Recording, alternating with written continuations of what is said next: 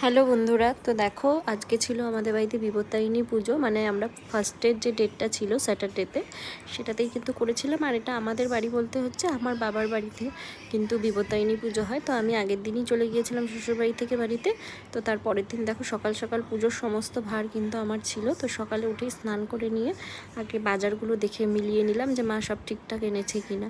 তো তারপর দেখো পুজোর আসনটা সাজিয়ে নিয়ে রেডি করে নিচ্ছি। আর আমরা কিন্তু আমাদের নতুন ঘরে পুজোটা করছি এবার। কারণ কি আমাদের নতুন ঘরে মা ঠাকুরগুলো নিয়ে চলে এসছে, যদিও এখনও আমাদের নিচে টাইলস লাগানো হয়নি। তো যাই হোক, মেঝেতেই আমরা করে নিচ্ছি, যেহেতু আমাদের ওই ঘরগুলো একটু ছোট। তো মা বললো চল নতুন ঘরে এবার তাহলে পুজোটা করি। তো এদিকে দেখো এবার কিন্তু আমাদের খিচুড়ি ভোগ হচ্ছে না, পায়েস লুচি দিয়েই মা পুজোটা করবে। তো দেখো মা কিন্তু পায়েস লুচিটা বানিয়ে নিচ্ছিলো, আর ওই দিদনটা এসে কিন্তু মাকে হাতে হাতে হেল্প করছিল। আর তোমরা তো জানোই যে আমাদের বাড়িতে কিন্তু ব্রাহ্মণ দিয়ে পুজো হয় না, সবই আয়োজন হয়, তবে মা পাঁচালি পরেই করে। তো এবার কিন্তু আমাদের পাশের বাড়ি একজন যে পাঠ পড়ে সেই কিন্তু পাঁচালিটা পড়ে নিয়েছিল, কারণ তার মুখে শুনতে নাকি বেশি ভালো লাগে।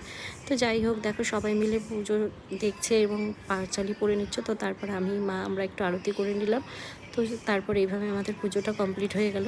তো তোমাদের যদি আমাদের ভিডিওটা ভালো লেগে থাকে তো একটা লাইক করে দিও অবশ্যই, আর একটা সাবস্ক্রাইবও করে দিও। বাই বাই, আজকের মতো এখানেই।